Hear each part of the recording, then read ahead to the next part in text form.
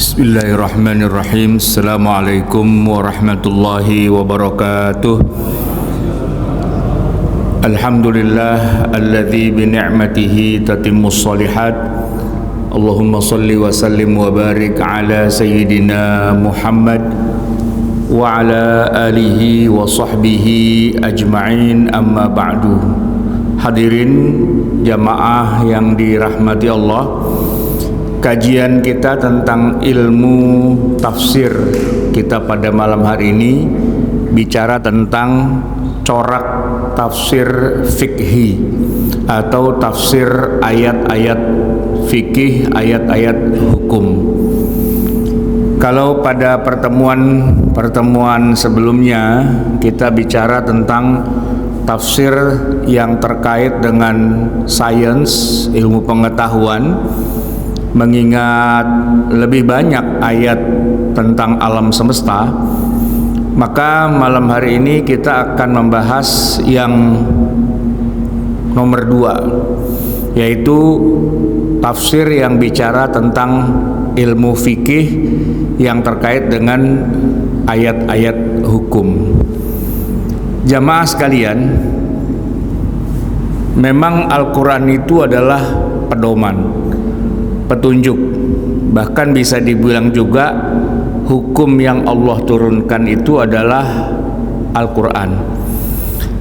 Namun demikian, sebenarnya kalau kita kaji lebih dalam, ayat-ayat yang mengandung hukum di dalam Al-Quran itu walaupun terhitung banyak, tapi kalau dibandingkan dengan jumlah secara keseluruhan ayat Quran yang mencapai angka 6.236 ayat, maka jumlah ayat-ayat hukum itu sebenarnya tidak terlalu banyak. Al-Imam Al-Ghazali, termasuk juga Fakhruddin Ar-Razi, Ibnu Qudamah, dan beberapa yang lainnya mengatakan ayat-ayat yang mengandung hukum-hukum syariah itu hanya sekitar kurang lebihnya 500-an saja, 500-an dari 6.236. Artinya mayoritas ayat Quran itu bukan hukum, tapi lebih banyak tentang kisah, lebih banyak tentang akidah, lebih banyak tentang ilmu-ilmu yang kaitannya dengan alam semesta. Apalagi misalnya kalau kita bicara ayat yang turun di Mekah, itu hampir kebanyakannya bicara tentang iman pada Allah, tidak boleh syirik, iman pada kitab suci, iman kepada Rasul, iman pada hari kiamat, begitu-begitu. Nah, tapi kalau bicara tentang yang sifatnya hukum, tadi kalau kata Al-Ghazali atau Fakhruddin Ar-Razi, berapa jumlahnya? Hanya 500-an. Walaupun sebenarnya kalau lebih didalami lagi atau katakanlah lebih dirinci lagi, yang 500 itu sendiri pun sebenarnya juga tidak murni-murni amat hukum. Ya, sedikit beririsan dengan hukum, iya. Tapi kalau plek ketiplek isinya tentang syariat semua, nah itu malah ternyata tidak juga, gitu ya. Nah, itu terbukti ketika misalnya diterbitkan kitab tafsir yang isinya hanya ayat hukum saja. Jadi tafsir itu kan banyak modelnya. Nah, ada tafsir yang cuma memilih ayat-ayat tertentu saja yang kira-kira dia kadar kandungan hukumnya itu dominan, ya. Nah, ternyata juga tidak sampai 500 juga, ya, hanya sekitar 200-an ayat saja yang bisa dikatakan itu kandungan hukumnya sangat kuat, sangat kental. Jadi terbukti ketika dalam kitab Ahkam Al-Quran, ya, coba dibahas hanya sebatas ayat yang kandungan hukumnya itu tinggi, katakanlah sampai 80%, 90% atau mungkin juga 100% kandungan hukumnya. Nah, itu ternyata cuma sekitar 200-an ayat saja. Oleh karena itu sebenarnya tafsir kaitannya dengan hukum fikih itu sedikit punya tantangan, yaitu apa? Tidak semua ayat Quran mengandung hukum. Kadang-kadang jamaah sekalian, kelihatannya seperti mengandung hukum, ternyata hukum yang diceritakan di situ bukan hukum yang berlaku buat kita. Maksudnya bukan buat umatnya Nabi Muhammad, tapi malah bercerita tentang hukum yang Allah berlakukan pada umat terdahulu, yang kalau kita pakai malah nggak boleh, malah tidak dibenarkan, malah haram jatuhnya gitu, karena sudah dinasakh atau sudah dihapus oleh Allah Subhanahu wa taala. Tapi dalam konteks Al-Qur'an Allah cerita, dulu mereka tuh disuruh begini, dulu mereka disuruh begitu, ya. Nah, tetapi kemudian posisi terakhirnya adalah apa yang berlaku pada mereka itu ternyata sudah tidak lagi berlaku pada kita. Saya ambil contoh yang sederhana begini, Pak. Surat Al-Baqarah ayat 183, kita semua sepakat itulah perintah Allah buat kita untuk berpuasa. Bunyinya, ya ayyuhalladzina amanu kutiba alaikumusyiyamu, wahai orang yang beriman, sudah diwajibkan pada kalian untuk puasa. Tapi kalau kita lebih dalam lagi mengkaji ayat itu, sebenarnya itu perintahnya bukan buat kita, ya. Allah menyebutkan kama kutiba alal ladzina min qablikum, sebagaimana puasa yang diwajibkan pada umat sebelum kamu.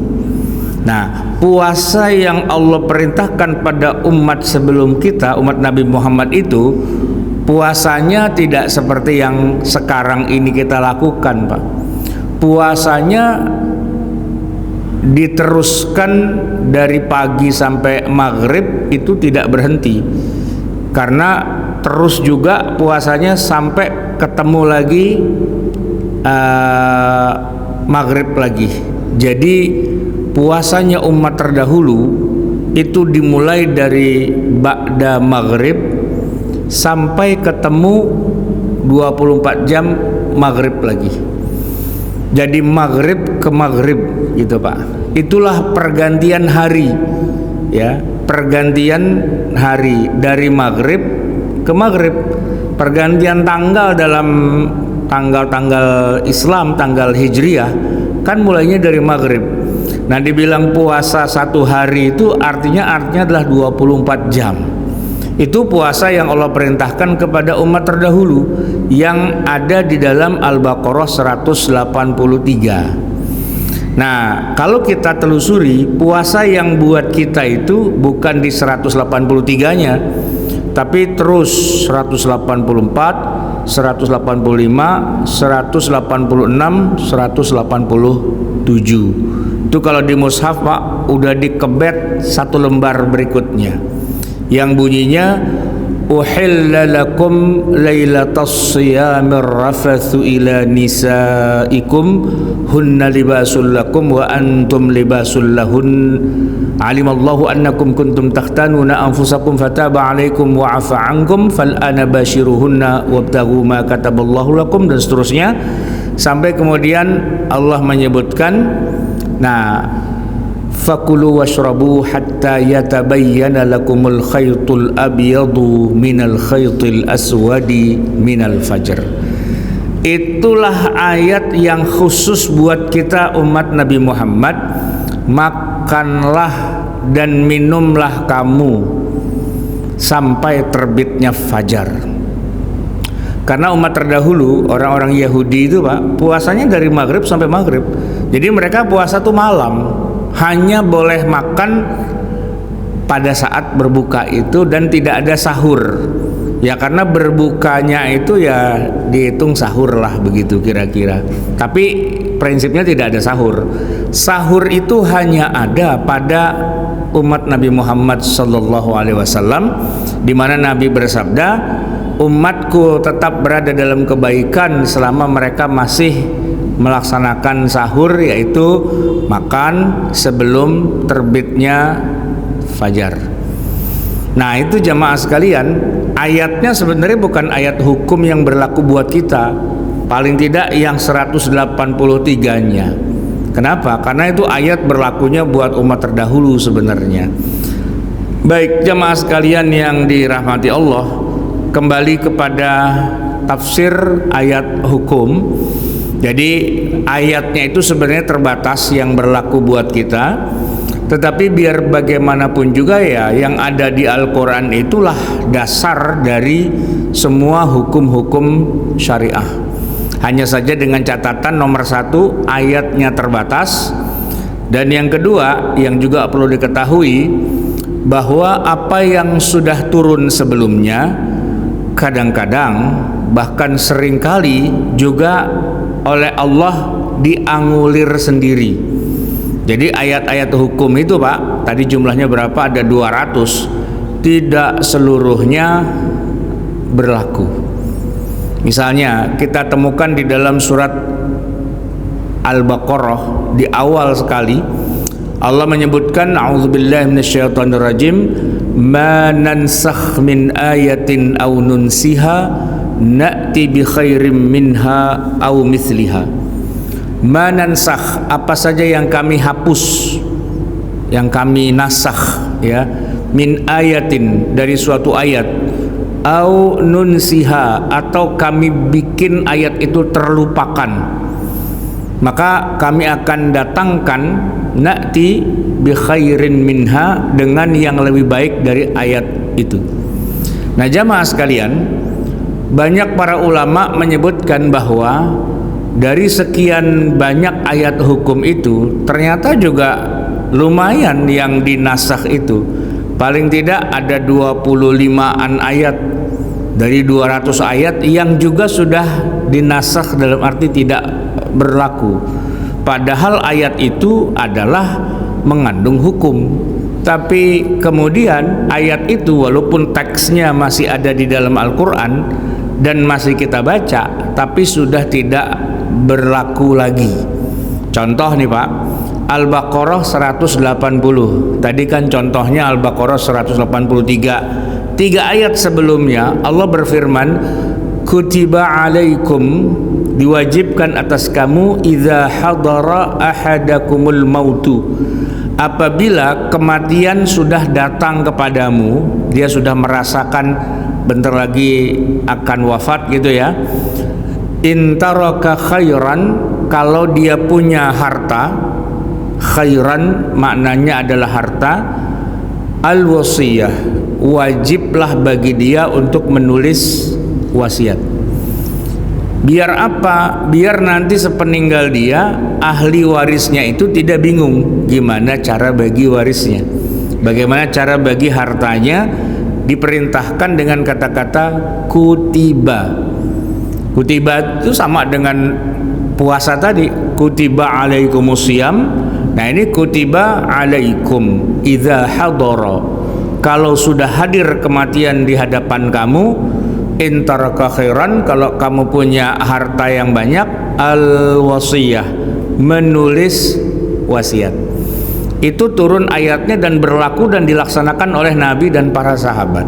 Tapi tidak lama setelah ayat itu turun, Allah menurunkan surat An-Nisa ayat 11, 12, 13, 14 yang kemudian menganulir, membatalkan ayat itu. Ayat 180 dari surat Al-Baqarah. Tidak boleh lagi orang tua yang masih hidup, ketika masih hidup bikin-bikin wasiat, ngatur-ngatur harta buat anaknya, yang ini dapat sekian, yang itu dapat sekian, siapa lagi dapat sekian-sekian. Nah itu sudah dilarang, itu diharamkan, itu dibatalkan. Lalu diganti dengan ayat 11 tadi, surat An-Nisa, yusikumullahu fi auladikum lidzakari mithlu hadzil unthayain. Allah lah yang sekarang berwasiat. Kamu tidak perlu wasiat-wasiatan. Mati aja udah sana, nggak usah ngurusin harta. Toh itu bukan hartamu. Begitu nyawamu dicabut, maka kamu bukan lagi pemiliknya. Dan sebagai orang yang bukan pemilik harta, ngapain ngurusin harta, ngatur-ngatur begini begitu. Harta itu cuma pinjaman, harta itu cuma titipan. Tidak perlu Anda repot ngatur-ngatur siapa yang memiliki harta berikutnya. Allah saja yang ambil alih. Yusikumullah, Allah berwasiat untuk pembagian harta waris anak-anakmu, lidzakari mithlu hadzil unsayain. Untuk anak laki-laki itu 2 kali atau 2 kali lipat dari haknya anak perempuan. Seolah-olah Anda punya anak laki, Anda punya anak perempuan. Anak laki itu dihitung 2 orang anak perempuan. Jadi kalau anaknya ada 2, 1 laki 1 perempuan, maka seolah-olah anaknya ada 3. Karena anak laki dihitung 2. Itu ayat yang menasakh, yang menghapus, yang membuat Al-Baqarah 180 tidak berlaku. Berlakunya adalah yang An-Nisa ayat 11. Itu contoh saja jamaah sekalian bahwa tafsir ayat ahkam itu ya, dinamikanya pertama tadi jumlah ayat nggak terlalu banyak.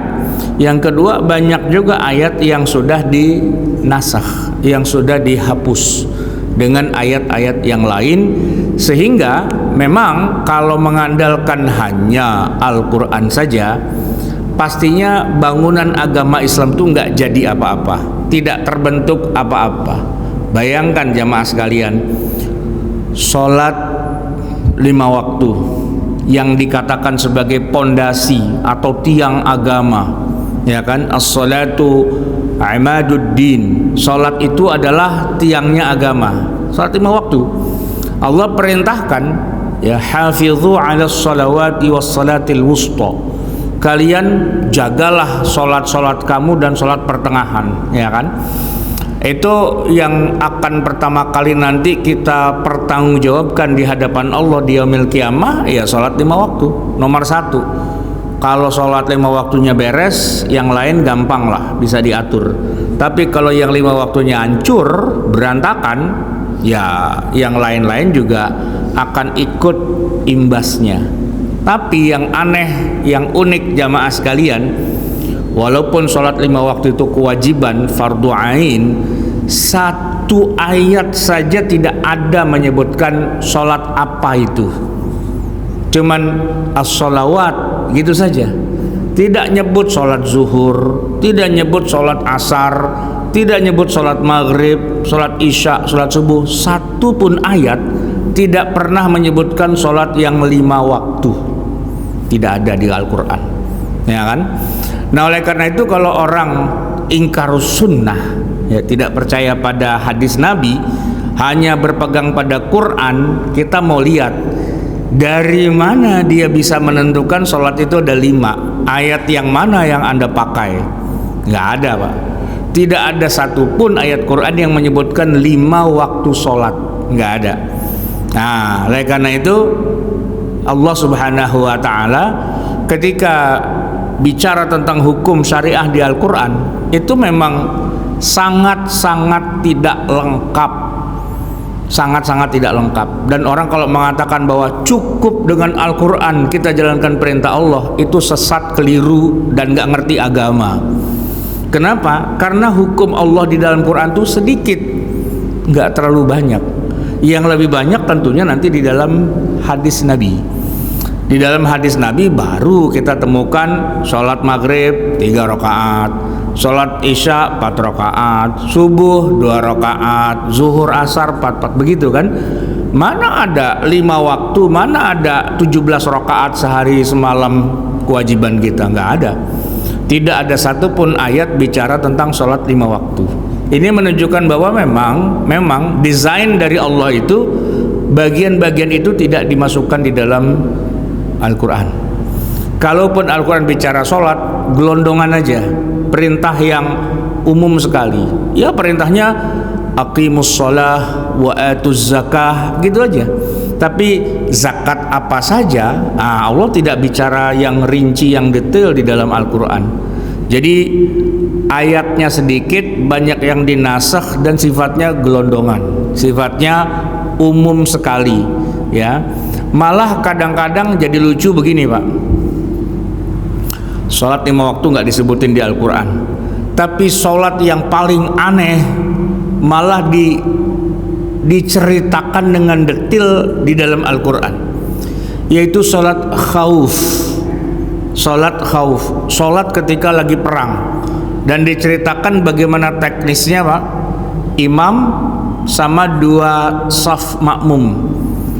Rakaat pertama, ya, yang ruku' i'tidal sujud itu hanya imam dan saf pertama sampai selesai berdiri lagi, kemudian gantian saf yang kedua ruku' i'tidal sujud bersama imam. Jadi imam dalam satu rakaat itu 2 kali ruku', 2 kali 2 sujud, ya kan, berdiri gitu, Pak. Itu sholat paling aneh yang kita saja, Pak, rasa-rasanya belum pernah mengerjakannya. Saya terus terang, Pak, seumur-umur, udah umur segini, Pak, sekali saja melakukan sholat khauf itu belum pernah. Kan itu hanya dalam perang. Dan kapan kita pernah perang? Kalau tawuran massal ada, tapi kan tawuran massal nggak pakai sholat khauf. Lagian sholat khauf kan sholat berjamaah, ya kan? Lah perang ngapain berjamaah? Sholat aja sendiri-sendiri, nyesap di mana kayak gitu kan? Nah, di zaman Nabi perang tetap sholat jamaah, dan aturan main sholat khauf itu justru ada di Quran. Kalau dipikir-pikir, kenapa nggak Allah sebutin yang 5 waktu aja? Tentang rukun-rukun sholat, kayak tentang niat, berdiri, takbiratul ihram, ruku', i'tidal sujud, baca Fatihah dan sebagainya. Satu pun rukun itu nggak disebutkan di dalam Al-Quran. Jadi jamaah sekalian, kalaupun ada ayat Quran bicara tentang hukum, ya sifatnya sangat gelondongan, sangat ijmali, dan sama sekali nggak masuk bagian yang kecil-kecil. Kalaupun ada, malah bukan yang penting sama sekali, Pak. Dalam perang gitu loh. Emang kita perang tiap hari? Kan enggak, ya kan? Seumur-umur kita belum pernah ngalamin perang. Kalaupun perang terjadi, ya sholat masing-masing aja, ya kan? Dan boleh jadi, kata sebagian ulama, sholat khauf itu sudah mansukh. Kenapa? Karena dalam prakteknya Nabi tidak selalu sholat khauf di dalam peperangannya. Dalam perang Khandak itu Nabi malah nggak sholat. Zuhurnya lewat, asarnya lewat, maghribnya lewat, baru di tengah malam beliau mengerjakan secara qadaan zuhur, asar, maghrib, isya. Lah, terus mana sholat khaufnya? Nggak dikerjain. Nah, ini jamaah sekalian, jadi hal-hal yang dasar seperti ini di dalam ahkamul Quran itu perlu diketahui bahwa Quran tidak terlalu detail tentang hukum-hukum syariah. Baik, namun begitu para ulama tetap saja menjadikan Al-Quran sebagai sumber hukum Islam nomor 1. Ya, karena tidak ada satupun ayat Quran yang sifatnya doif, riwayatnya tidak ada, hasan tidak ada, bahkan sahih saja pun tidak. Jadi kalau kita bicara hadis kan kita bicara hadisnya sahih apa enggak. Oh, enggak sampai sahih, hasan. Oh, di bawahnya hasan, dhaif, gitu kan. Tapi kalau ayat Quran, Pak, enggak mengenal 3 itu, Pak. Yang dikenal cuma 1, mutawatir. Seluruh ayat Quran itu kalau bicara riwayat mutawatir. Tidak ada yang hadisnya riwayatnya hasan, itu enggak ada. Sahih saja pun tidak ada. Tapi di atas dari itu semua namanya mutawatir. Secara riwayat semua ayat Quran walaupun bacaannya beda-beda, karena kita mengenal ada ilmu qiraat, bacaannya beda-beda, tapi semua bacaan yang berbeda itu semuanya mutawatir. Artinya kalaupun bacanya beda, ada bacaan A, ada bacaan B, ada bacaan C untuk satu ayat yang sama, tapi riwayatnya semua mutawatir, mutawatir, mutawatir. Nah, kalau bicara tentang kesahihannya, ya originalitasnya itu sangat-sangat original, ya. Tapi kalau bicara ruang lingkupnya, nah balik lagi, Quran itu tidak terlalu detail. Baik, jamaah yang dirahmati Allah, kemudian kitab-kitab tafsir yang lebih berorientasi pada hukum akhirnya adalah mengawinkan, ya, mengawinkan antara satu ayat Quran dengan puluhan hadis, dengan puluhan model istimbat hukum. Jadi cuma begini Pak, misalnya ya, ada satu ayat, sebutlah misalnya tentang sholat tahajud, ya kan, wa minal laili fatahajjad bihi nafilatan lak, dan pada sebagian malam fatahajjad bihi, bertahajudlah kamu sebagai nafilah, sebagai ibadah tambahan untuk kamu. Ayatnya gitu Pak. Nah tafsirnya tidak semata-mata itu. Tafsirnya kemudian dipenuhi dan dijejali dengan berpuluh-puluh hadis Nabi. Jadi ayatnya satu, tapi kemudian penjelasannya hadis, terus pendapat para sahabat, perilaku para sahabat dan sebagainya, terus pendapat para tabi'in, tabi'in, sampai kemudian akhirnya hukum yang dibikin atau yang diistimbat oleh para fuqaha. Jadi kitab-kitab tafsir fikih itu sebenarnya adalah pada dasarnya itu kitab fikih, cuman judul di awalnya ayat Quran, tapi di dalamnya jatuh-jatuhnya lah kajian fikih. Itu yang terjadi. Nah oleh karena itu sebenarnya tafsir ayat ahkam atau tafsir fikih itu bukan tafsir sih sebenarnya, ya, dalam arti bukan tafsir yang murni hanya tafsir saja, tapi sudah masuk kepada disiplin ilmu yang tambahannya lagi, yaitu kajian ilmu fikih, al-ilmu bil ahkam asy-syar'iyyah al-amaliyah al-muktasab min adillatiha at-tafsiliyah. Jadi kalau fikih itu Pak, sumbernya banyak, enggak cuman Quran, sumbernya ya setelah Quran hadis, setelah hadis ijma, setelah ijma qiyas, lalu di bawahnya lagi nanti ada masalih al-mursalah, ada saddan lidzari'ah, ada qaul sahabi, ada macam-macam, ada urf dan seterusnya. Itu kajian fikih sebenarnya Pak, ya kan? Nah cuman bedanya adalah kalau kajian fikih, kitab fikih itu disusun berdasarkan bab-bab fikih, dimulai dari taharah, kita bicara najis, kita bicara wudu, kita bicara mandi janabah, bicara tayamum, bicara hadas kecil, hadas besar, bicara tentang haid, nifas, istihadah. Itu adalah bab tentang taharah. Setelah itu masuk kepada bab sholat, ya, sholat dengan segala ketentuannya, rukunnya, sunnahnya yang membatalkan dan sebagainya. Masuk kepada bab zakat atau bab puasa seperti urut-urutan rukun Islam, sampai kepada haji, nanti pada muamalah, pada yang lain-lainnya, itu kan bab-bab fikih kan. Kitab fikih itu urutannya begitu Pak, ngikutin rukun Islam sampai pada bab haji dan yang lain-lainnya. Tapi kalau tafsir alias Al-Quranul Karim nggak ada urut-urutan seperti itu. Al-Quran itu urut-urutannya pertama Al-Fatihah, yang kedua Al-Baqarah, yang ketiga Ali Imran, yang keempat An-Nisa, Al-Maidah, Al-An'am, Al-A'raf, Al-Anfal, At-Taubah, Yunus, Hud, Yusuf, Ar-Ra'ad, Ibrahim dan seterusnya. Tidak berdasarkan urut-urutan kitab fikih. Ya Quran ya Quran, bukan fikih gitu kan. Jadi jamaah sekalian, uniknya adalah tafsir ayat ahkam itu, ya, secara urutannya ngikutin urutan mushaf, tapi secara isinya itu adalah fikih. Jadi tafsir ayat ahkam itulah fikih yang disusun berdasarkan urutan ayat Al-Quran. Cuman yang jadi masalah adalah sebagaimana tadi kita sebutkan di awal, tidak seluruh ayat Quran bicara hukum, ya, cuma 200-an aja.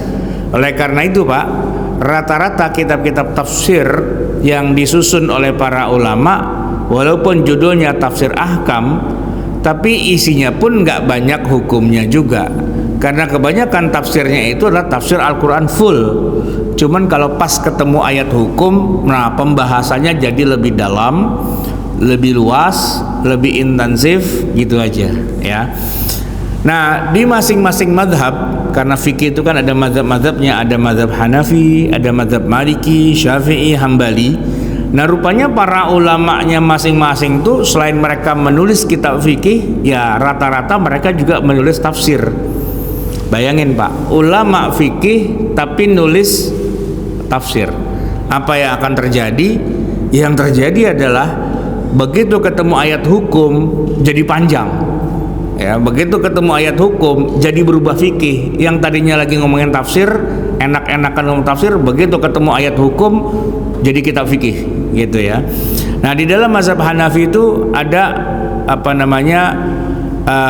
tafsir yang sangat terkenal ya, yang sangat fenomenal, yang ditulis oleh Imam Ahmad bin Ali Ar-Razi atau lebih dikenal dengan Al-Jassas Al-Hanafi, wafat 370 Hijriah. Maka kitabnya ini sering disebut dengan tafsir Al-Jassas, walaupun nama resminya adalah Ahkamul Quran. Nama resmi tafsirnya adalah Ahkamul Quran, tapi karena penulisnya Al-Imam Al-Jassas itu lebih fenomenal, maka disebut dengan tafsir Al-Jassas. Terbit dalam 3 jilid besar, dan kalau kita baca ya kajian fikihnya sangat mendalam, tapi fikihnya fikih Hanafi. Ya, selain itu juga ada banyak kitab-kitab tafsir yang lain, tapi itulah yang paling kuat.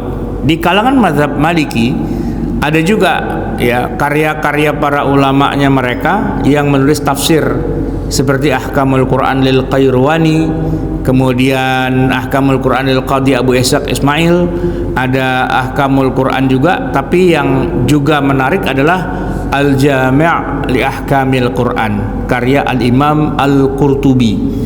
Al-Jami' li Ahkamil Quran. Al-Imam Al-Qurtubi adalah orang Cordova, sesuai dengan namanya, Qurtubah, Cordova. Tinggalnya di Spanyol, ya kan? Hidupnya di tahun 600-an Hijriah, wafat 671 Masehi. Khilafah Bani Umayyah jilid 2 di Cordova itu mengusung mazhab Maliki, sehingga Al-Imam Al-Qurtubi secara madhab fikih beliau bermadhab Maliki. Cuma yang menarik adalah karena Cordova itu pusat ilmu pengetahuan, jadi walaupun mayoritas masyarakatnya bermadhab Maliki, tapi madhab-madhab yang lain diajarkan juga di sana. Itu menarik. Mereka mengajarkan juga madhab Hanafi, mereka juga mengajarkan madhab Syafi'i, ya walaupun sedikit, tapi juga ada mazhab Hambali gitu ya. Maka tafsirnya Al-Imam Al-Qurtubi ini yang menarik adalah walaupun beliau bermazhab Maliki, tapi ketika beliau menulis, nah beliau menuliskan juga perbandingan mazhab. Jadi ini uniknya Pak, Al-Jami' di Ahkamil Quran tidak terlalu terasa menggiring orang kepada mazhab Maliki, tapi lebih kepada membuka wawasan orang terhadap 4 mazhab yang ada. Jadi kita ini Pak, walaupun mazhab kita sama beliau itu beda, tapi kalau kita baca kitab tafsir Al-Jami' li Ahkamil Quran alias tafsir Qurtubi, kita santai aja. Kenapa? Karena kita tidak merasa digiring-giring oleh beliau untuk masuk ke dalam mazhabnya beliau.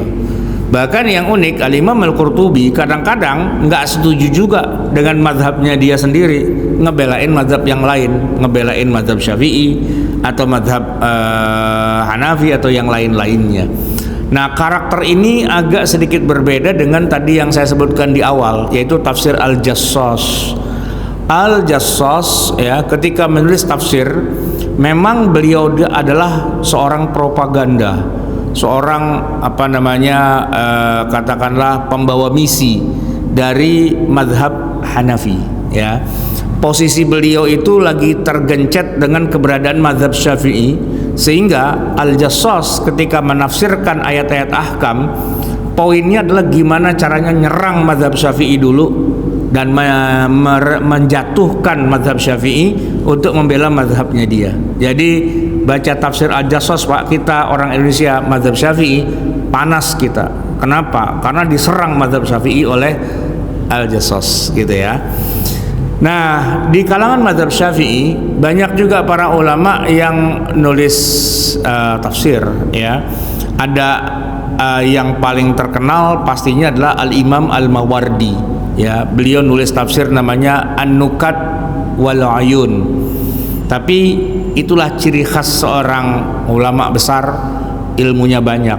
Tafsir An-Nukat wal Uyun, walaupun penulisnya Al-Imam Al-Mawardi, beliau kan punya banyak kitab fikih gitu ya. Tapi ketika beliau menulis tafsir ayat ahkam ini, beliau sangat moderat. Semua tafsirannya itu memasukkan pendapat-pendapat para ulama yang walaupun mungkin berbeda dengan mazhabnya sang penulis. Jadi kalau kita baca tafsir An-Nukat wal Uyun, kita akan menemukan sekian banyak pendapatnya para ulama dari masing-masing mazhab. Ini yang menjadi luar biasa. Begitu juga misalnya Ibnu Katsir ya, beliau juga bermadzhab Syafi'i ya. Selain juga tafsir yang sangat terkenal juga Fakhruddin Ar-Razi, tafsirnya Mafatihul Ghaib, itu juga sangat-sangat lengkap. Penulisnya bermadzhab Syafi'i tapi tidak menggiring orang kepada mazhabnya, membuka diri, memberikan peluang kepada banyak orang. Selain juga ada Jalaluddin As-Suyuti ya. Kita mengenal tafsirnya itu sebenarnya As-Suyuti ini ya, kalau di kita lebih sering dikenal tafsirnya yang kecil, yaitu yang disebut dengan Jalalain ya, karena ada dua penulisnya, Al-Imam Jalaluddin As-Suyuti dan satunya lagi sama-sama Jalal juga namanya. Tapi itu kan bukan tafsir, itu hanya terjemah ya, penjelasan kata per kata dan sudah. Sedangkan As-Suyuti sendiri, beliau punya tafsir yang lebih lengkap, yang lebih mengandung banyak penjelasan-penjelasannya. Nah, di kalangan mazhab Hambali ya, enggak terlalu banyak karya-karya mereka para ulama terkait dengan kitab tafsir ya, kecuali mungkin yang bisa kita sebut tafsir-tafsir yang modern sekarang. Misalnya katakanlah ulama Saudi Asy-Shinqiti itu menulis kitab Adwaul Bayan, tapi sudah zaman modern ya, yang mana tafsirnya cenderung membela mazhabnya masing-masing gitu ya.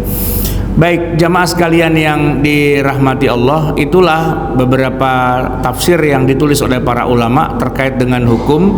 Tapi memang biar bagaimanapun juga, kalau kita mau fokus kepada hukum-hukum syariah, sebenarnya yang kita baca bukan kitab tafsir, tapi kitab yang langsung bicara tentang fikih, yaitu ya kitab fikih, karena dia akan lebih detail. Sementara kalau tafsir ayat-ayat hukum, sebenarnya dia masih bicara sangat global, belum lagi rinci, dan memang bukan spesial untuk itu ya. Cuma memang ya namanya Al-Quran itu sumber hukum, secara umum sumbernya akan dijelaskan di dalam tafsir-tafsir itu. Tapi kalau yang spesial, yang khusus profesional bicara tentang hukum-hukum syariah, maka ngajinya bukan ngaji tafsir, ngajinya adalah ngaji fikih. Itulah jamaah sekalian yang dirahmati Allah, semoga bermanfaat. Aqulu qauli hadza wa astaghfirullah azim li wa lakum, wabillahi taufiq wal hidayah, walafu minkum. Assalamualaikum warahmatullahi wabarakatuh.